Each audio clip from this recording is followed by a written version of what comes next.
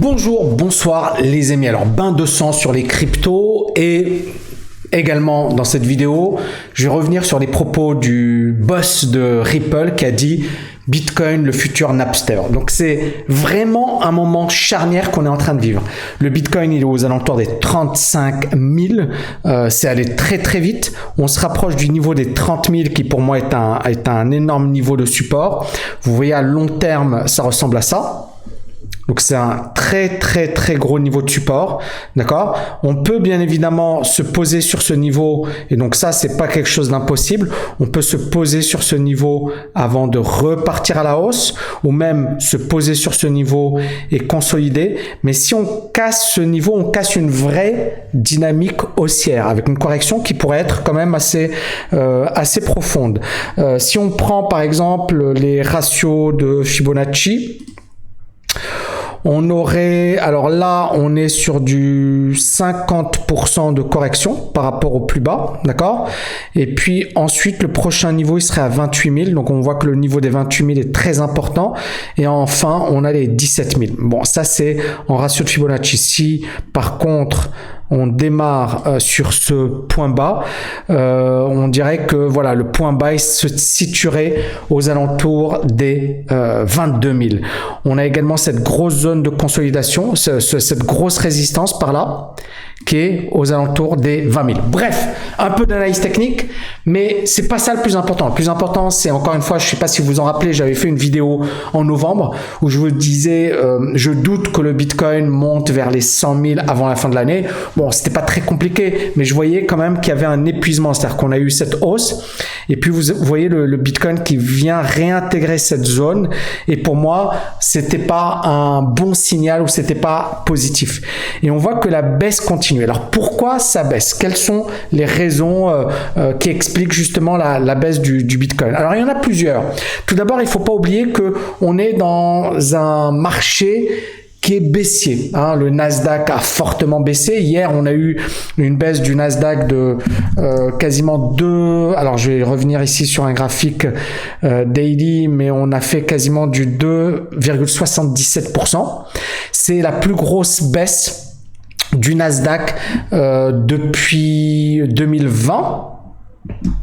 Et vous voyez cet article de Bloomberg qui dit, voilà, on a cette forte baisse qui représente un signal d'alerte. Et c'est la plus forte baisse sur un mois depuis la crise des subprimes en 2008. C'est quand même énorme.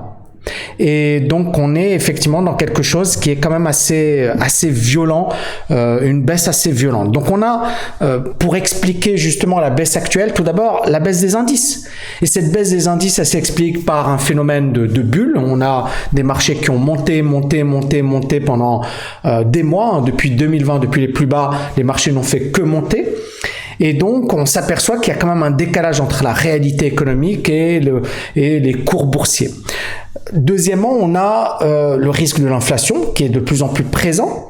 On a l'inflation qui mène à la possibilité d'avoir une hausse des taux d'intérêt. Qui dit une hausse des taux d'intérêt fait que les actions, notamment les valeurs technologiques, deviennent de moins en moins intéressantes par rapport à auparavant.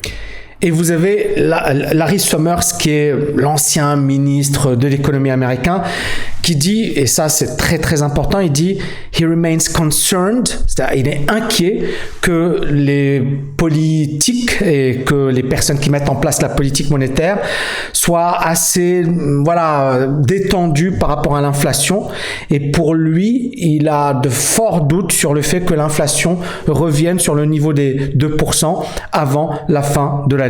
We've got an economy that is looking like it's above the speed limit, c'est-à-dire que c'est une économie qui va à vitesse grand V, qui est au-delà de la vitesse limite, et il va falloir la ralentir.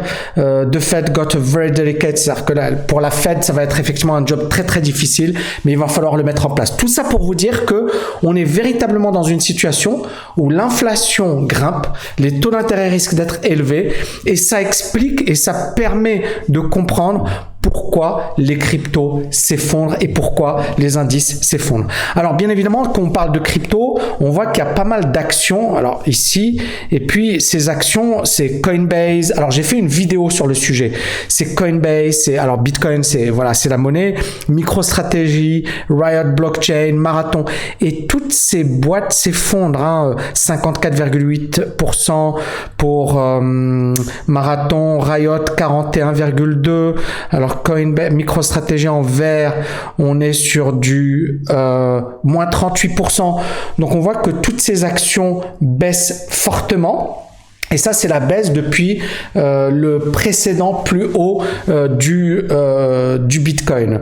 Alors, MicroStrategy, j'ai fait une vidéo sur le sujet si ça vous intéresse. Je vais vous donner mon avis. Je vous avais déjà dit que je trouvais que l'approche de Michael Saylor était très risquée, que ce n'était pas son job, qu'il était en train de faire de la spéculation, et là on est en train de voir son action a perdu 20% hier.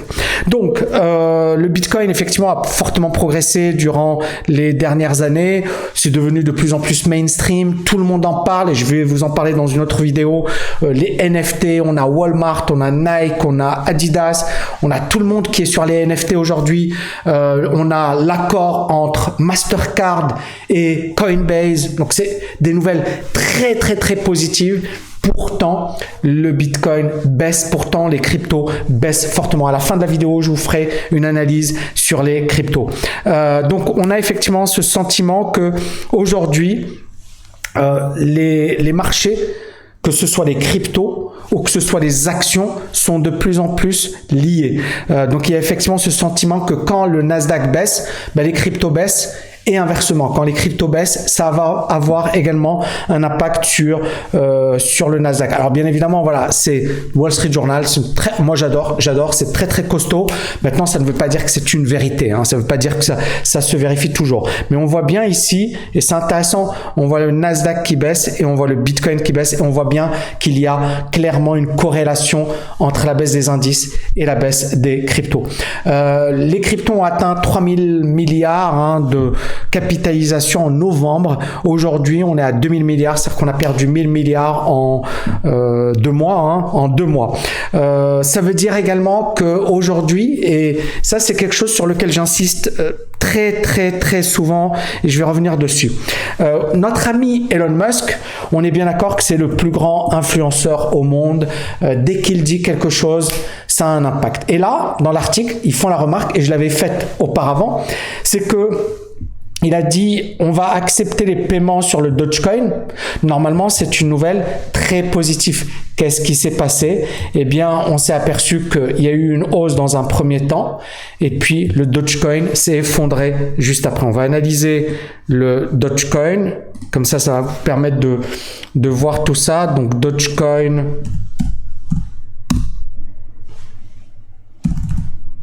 Ouais, allez.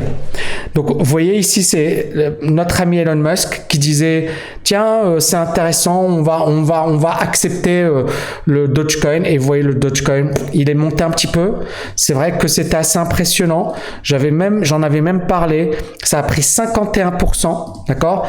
Et puis depuis les plus hauts, ça a perdu 37%, d'accord? Donc, et puis bien évidemment, on a réalisé de nouveau plus bas depuis ce niveau, depuis ce plus bas. Donc on voit bien que la psychologie des opérateurs est vendeuse et que ce soit Elon Musk ou truc machin, même aujourd'hui les nouvelles positives ne suffisent pas à faire monter les cryptos. Ça veut dire que on a véritablement une psychologie négative. Donc voilà, on voit bien également que toutes les actions liées aux cryptos, que ce soit Coinbase, Marathon, Riot, MicroStrategy, sont toutes en train de s'effondrer. Alors le deuxième point, et ça c'est vraiment pour moi, c'est vraiment très très très, je dirais vrai, ce que dit le big boss de Ripple. Le big boss de Ripple compare Bitcoin à Napster. Et Napster, à l'époque, c'était un système de téléchargement de musique, etc. Ça avait eu un succès retentissant. Aujourd'hui, ça n'existe plus. Et pour lui, c'est la même chose. C'est-à-dire qu'aujourd'hui, le Bitcoin, tout le monde en parle, tout le monde dit que c'est génial, tout le monde dit que c'est extraordinaire, mais dans 5-10 ans, peut-être que ça n'existera plus et que ce sera remplacé par autre chose. Et donc là, il continue, Brad Garlinghouse, il dit « Bitcoin influence on cryptocurrency market price will eventually decrease ». Ça veut dire que l'influence du Bitcoin sur les crypto-monnaies, sur les prix des crypto-monnaies, va à un certain moment diminuer fortement. Pourquoi? Parce qu'il sera remplacé par autre chose. Et donc, il dit, voilà, ça va probablement finir comme Napster.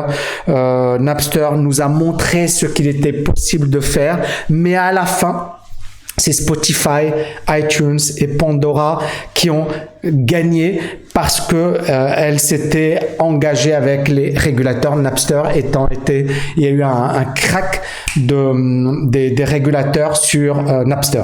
C'est super méga intéressant parce que c'est ce qui est en train de se passer.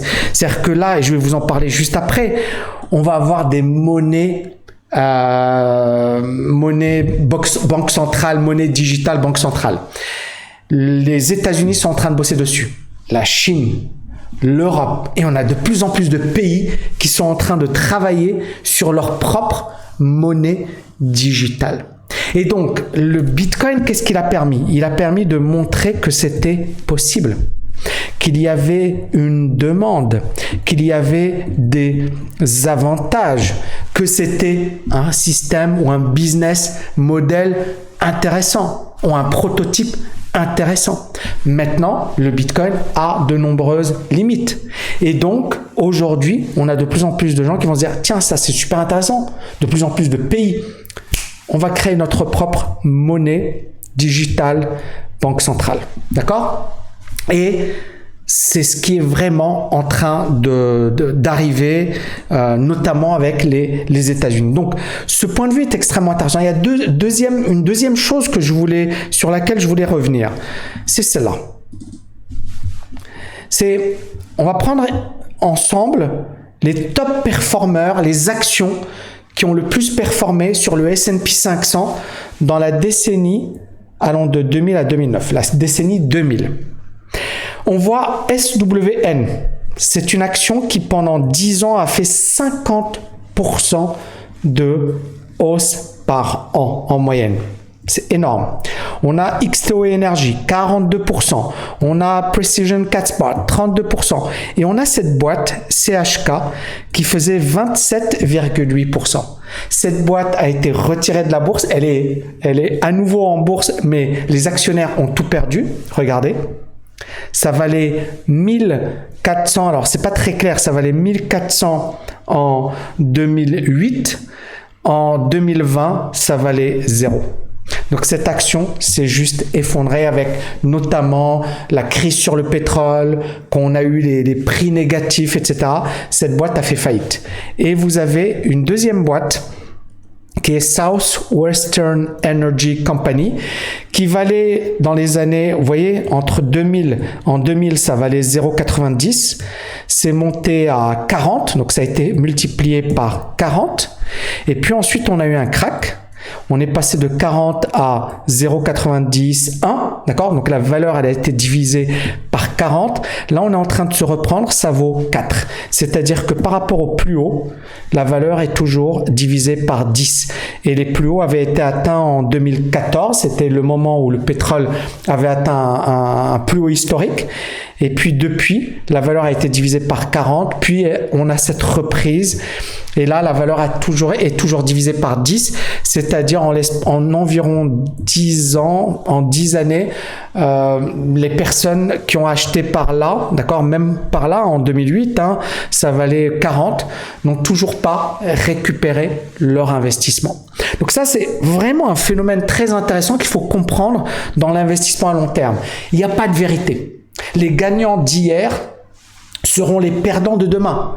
Apple aujourd'hui sera peut-être le perdant de demain. Donc c'est pour ça que moi j'insiste beaucoup sur le fait d'investir sur des indices. C'est pas parce que c'est mieux ou voilà, ça va performer plus. Non, ça va pas forcément performer plus, mais l'avantage des indices, c'est que tu as un panier d'actions. Ça veut dire quoi? Ça veut dire que dans les actions, dans les indices, il y a certaines actions qu'on va sortir. Pourquoi? Parce qu'elles ne performent pas assez. Et il y a de nouvelles actions qui vont rentrer. Par exemple, sur le S&P 500, on a rentré Tesla. Mais c'est pas il y a longtemps, on l'a rentré il y a pas longtemps et on a sorti des valeurs qui ne performaient pas. Donc l'avantage d'être sur des indices, c'est que S&P par exemple va faire le travail à votre place. Il va sortir les valeurs qui ne marchent pas bien et il va rentrer les valeurs qui marchent bien. Donc vous n'êtes pas obligé de faire ce travail.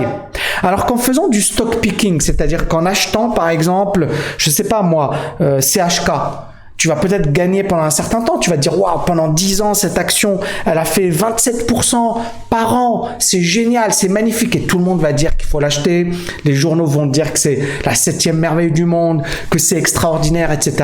Et puis, tu te retrouves avec une décennie où l'action perd de l'argent et tu te retrouves même perdant avec CHK. C'est juste terrible. L'action a tout perdu. L'action a tout perdu. Donc, les gars, ils ont acheté une action qui gagnait dans les années 2000.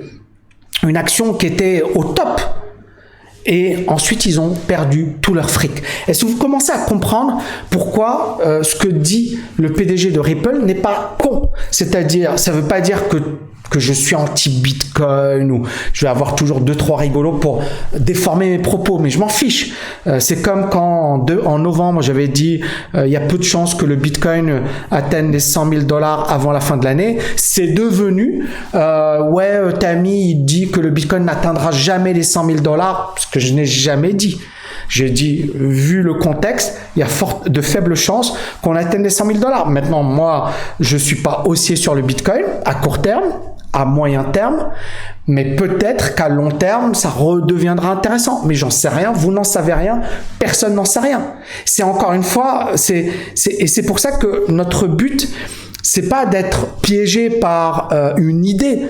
C'est juste de faire notre job d'investisseur. J'investis sur du Bitcoin. Si ça monte, génial. Si ça monte pas, c'est pas la fin du monde pour moi. Vous voyez ce que je veux dire? C'est le raisonnement que vous devriez avoir. C'est un raisonnement de bon père de famille et c'est un raisonnement rationnel.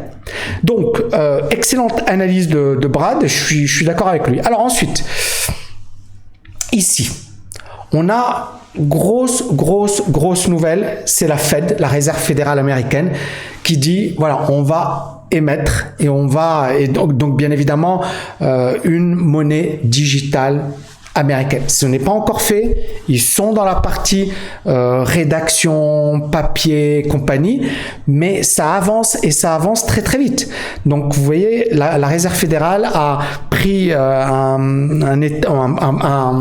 pas décisif dans la direction de la création de sa propre crypto-monnaie. Le but, c'est d'assurer la domination du dollar au niveau mondial et bien évidemment de faire face à l'émergence des crypto-monnaies. Pour effectivement la Fed, la création d'une currency, Central Bank Digital Currency, CBDC, pourrait représenter effectivement une innovation majeure au niveau de la monnaie américaine. Et donc voilà, ils préfèrent que ce soit fait dans les règles, etc. Mais on y va. Alors bien sûr, alors il y a des avantages, et notamment le fait que le dollar reste la monnaie dominante, le fait qu'il y ait plus d'inclusion, le fait que effectivement il y ait plus de liquidité, plus de rapidité, etc. Mais il y a également des effets négatifs. Pourquoi? Parce que on pourrait retirer son argent assez rapidement. Ils vont se baser sur le secteur privé pour la création de cette crypto-monnaie. Separate paper that could run central bank is expected. Voilà. Et puis, de plus en plus de banques centrales dans le monde, notamment la Chine, sont en train d'émettre leur propre crypto-monnaie. Et voilà, l'idée, c'est ça, c'est que la crypto-monnaie américaine, son objectif, encore une fois, c'est véritablement de couper les vivres au Bitcoin et aux crypto-monnaies et de dire nous, on a le monopole de la monnaie. Donc c'est intéressant ce qui est en train de se passer et clairement c'est parti pour. Alors l'autre point, on est toujours dans ce phénomène de la régulation parce que c'est ça, c'est la Russie qui propose, donc la Banque centrale de Russie qui propose de bannir le minage et le trading sur les cryptos. Alors cet article a été publié le 20 janvier, il disait oui, il n'y a pas de souci, ça n'a pas eu un impact très très négatif. Mais clairement, on voit que il y a la Chine, il y a la Russie, il y a l'Inde. Alors les États-Unis ne parlent pas encore de bannir, mais ils disent on va créer notre propre crypto-monnaie. Donc on voit que ça commence à faire beaucoup. Et donc à partir de là, oui, alors il y en a beaucoup qui disent il faut pas s'inquiéter, le minage, on l'a vu avec la Chine, il est allé de la Chine parce que c'est vrai, il y avait une grosse partie du minage qui se faisait en Chine. Aujourd'hui, ça s'est déplacé vers les États-Unis. Maintenant, encore une fois, si les cryptos baissent, notamment le Bitcoin baisse, est-ce que ce sera encore rentable? Si on a une monnaie banque centrale américaine, est-ce que ce sera toujours intéressant? Et on en revient à, voilà, aujourd'hui on est dans de la spéculation.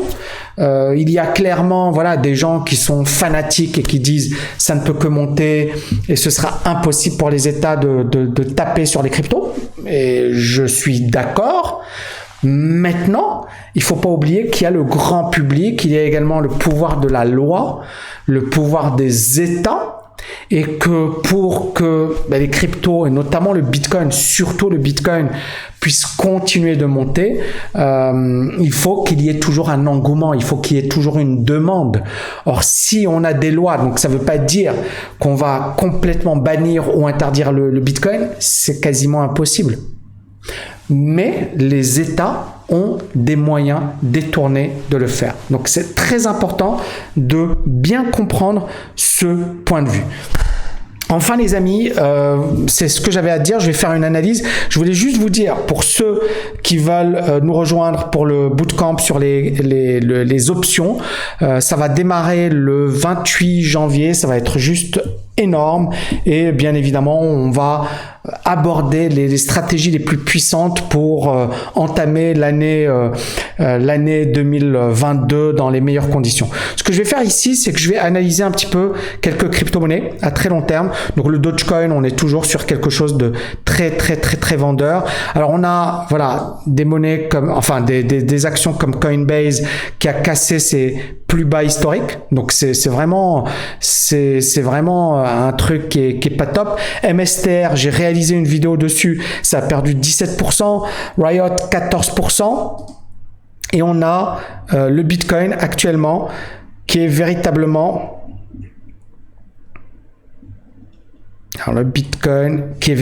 dans une tendance baissière, quoi. Et toutes les crypto-monnaies ont la même configuration. L'Ethereum également. Regardez, la baisse est d'une violence terrible, sachant que l'Ethereum tenait quand même super bien. Il a perdu presque 50% depuis les plus hauts. Et le plus haut s'est fait le 5 novembre. Donc en 3 mois, on a perdu 50%. Donc c'est un crack, hein. Après, bien évidemment, à long terme, à long terme, on est toujours dans une tendance qui est plutôt haussière depuis 2020, mais il faut pas oublier qu'on a eu quelque chose d'assez exceptionnel. Mais voilà, on est véritablement dans une phase descendante, et sur l'Ethereum, le gros niveau va se situer aux alentours des 1800. On n'y est pas, mais voilà. Sinon, Ripple, tout baisse. Donc la tendance, elle est clairement vendeuse. Est-ce qu'il faut acheter? Pour moi, c'est comme si tu veux acheter un couteau qui est en train de tomber. Tu risques de te faire très mal. Il vaut mieux attendre une phase de stabilisation, c'est-à-dire un truc où tu commences à avoir un engouement acheteur, etc. L'idée, c'est pas d'attendre que ça remonte de 50%. Vous m'avez bien compris. Mais au moins qu'on commence à avoir une stabilisation. Or là, quand on voit les indices, par exemple le Nasdaq, on est toujours dans quelque chose de pas top. Quand on voit le S&P, on est dans des phases de correction. On est dans des phases de correction sur les indices. D'accord? On n'a pas encore cassé les moyennes mobiles. Mais par contre, là, on a cassé la zone de neutralité et le niveau des 50, il s'approche de manière dangereuse sur le S&P 500. Sur le Nasdaq, on est un petit peu dans le même cas de figure. Et le Nasdaq, on a cassé la moyenne mobile. D'accord? Donc, c'est pas encore un signal de retournement, majeur, mais pour moi, il y avait cette zone de support et on est en train de la casser. D'accord? Et vous voyez ici le niveau des 50, on n'en est pas loin. Donc, clairement, il y a eu cette cassure, cette première cassure qui a déclenché cette jambe de baisse par là. D'accord? Donc ça, c'était la première jambe. Maintenant, on peut très bien avoir un rebond, mais si ça casse la zone de neutralité, ça risque de faire mal. Et ça risque effectivement on risque d'avoir un marché qui peut corriger beaucoup plus fortement. N'oubliez pas, on a eu cette hausse depuis les plus bas, sans aucune correction. On a pris 142% depuis les plus bas en mars 2020, sans aucun mouvement de correction. Le fait que les marchés, on fait ça. Le fait que les marchés corrigent aujourd'hui, c'est tout à fait normal. Donc, on a ce premier niveau qui est aux alentours des 348 et le deuxième niveau, il se situe, c'est 38,2% à 314 et le troisième niveau, il se situe à 286. D'accord? Donc 214, ça voudrait dire que en prenant le niveau actuel, on a encore 10 à 20% de potentiel à la baisse. Donc, pourquoi je vous dis ça? Je récapitule les amis parce que ça va être très clair. Premièrement, d'accord? On a les indices qui sont de plus en plus corrélés aux cryptos. Je pense que ça paraît logique. On a ce risque de hausse des taux d'intérêt et bien évidemment, ça s'explique par l'inflation. On est dans des marchés qui commencent à dessiner des divergences qui ne les ont pas encore validées, mais sur le Nasdaq, on en est proche, sur le S&P, on n'en est pas loin. Et on a encore un potentiel de baisse de 10 à 20% et peut-être plus. Ça peut être une vraie panique parce que là, j'ai dit encore une fois, c'est un scénario où on baisse sur le 50% de ratio. Mais imaginons que ça descende sur les 61%, c'est 257. Et puis en dessous, ça voudrait dire que on rentre dans une phase très, très, très dangereuse. Mais encore une fois, le fait que le marché corrige, voilà, il faut pas oublier que depuis les plus bas en 2008, parce que là, je vous ai pris le point bas en avril 2020. Mais en fait, le vrai marché haussier, il a démarré par là, après la crise des subprimes. Et on a une hausse de 1459%. Le deuxième point, alors je ne vais pas vous faire peur en mettant des ratios depuis les plus bas, non, je vais éviter de faire ça. Mais si on le faisait, alors on va le faire quand même, parce que juste pour rigoler un petit peu, mais là voilà, le premier point bas il est à 314, le deuxième il est à 259, et le troisième il est à 214. Et ce serait un crack, un vrai crack. Et c'est ça, on en est très loin, on voit qu'on est très éloigné des moyennes mobiles, d'accord? Qu'on a de la marge, rien que pour la moyenne mobile 20 périodes en monthly, on a encore de la marge. Et la moyenne mobile 50 périodes, c'est à 238. Donc vous imaginez, depuis ces points bas, depuis les points bas ici, on n'a jamais corrigé. Enfin, c'est toujours léger, quoi. Toujours léger, toujours léger. Alors l'explication, bien évidemment, c'est des QE successifs. C'est un marché où finalement, voilà, les gens se disaient, il n'y a pas d'alternative. C'est une situation également où les taux d'intérêt étaient extrêmement faibles. C'était une situation où, voilà, l'économie n'était pas géniale, mais on arrivait à tenir. Mais là, on est dans une situation de bulle. On est dans une situation d'excès. On est dans une situation où les dettes des États sont extrêmement élevées. Et on est dans une situation où la volatilité est extrême, à la hausse comme à la baisse. Donc, le risque, il est là. Maintenant, bien évidemment, et je vais être direct, on n'en est pas encore là, d'accord ? Moi, je suis pas, voilà, le baissier éternel. Non. Moi, à partir de là, j'étais déjà haussier. Vous pouvez retrouver mes vidéos sur Internet 2010, regardez 2013, regardez conférence Tami. Tapez, regardez ce que je disais et vous serez assez étonné. Donc je suis pas le gars qui est baissier, voilà, le baissier historique. Maintenant, on voit bien qu'on est dans une config qui commence à perdre en puissance et on peut rentrer dans une zone de turbulence. Et pourquoi j'ai créé le Bootcamp Option Mastery, ça va être 2 semaines. Moi, mon objectif, c'est que vous ayez toutes les connaissances, les compétences pour cartonner dans le domaine de l'investissement à long terme pour protéger son argent. C'est-à-dire que moi, si par exemple le marché, je sais pas moi, il fait moins 30, moi mon ambition c'est qu'on fasse 0 ou 10%, d'accord, mais qu'on évite le moins 30 ou le moins 50. Ça va être ça, et c'est possible. Maintenant, clairement, c'est technique, c'est costaud. Ça demande du boulot, c'est pour ça que ça va être un bootcamp de dingue. J'espère que pour ceux qui vont nous rejoindre, vous allez adorer. Ça démarre le 28 janvier et le lien c'est tami.net/OMI. Voilà les amis, grosse vidéo, j'espère que vous avez kiffé. Et encore une fois, voilà, prudence, prudence, prudence, parce qu'on va rentrer dans une zone de turbulence et clairement, il va falloir être costaud, c'est-à-dire sur le plan du timing, parce qu'il y aura des opportunités. Hein. Un crack, c'est malheureux, mais il y a beaucoup de gens, ils vont perdre de l'argent et il y a des gens qui vont gagner de l'argent. Et des gens qui vont gagner de l'argent, c'est des gens qui sont patients. Donc, ça peut être effectivement une bonne opportunité, et ça ne veut pas dire que je profite. J'ai vu un gars qui avait fait une vidéo, c'est de la démagogie.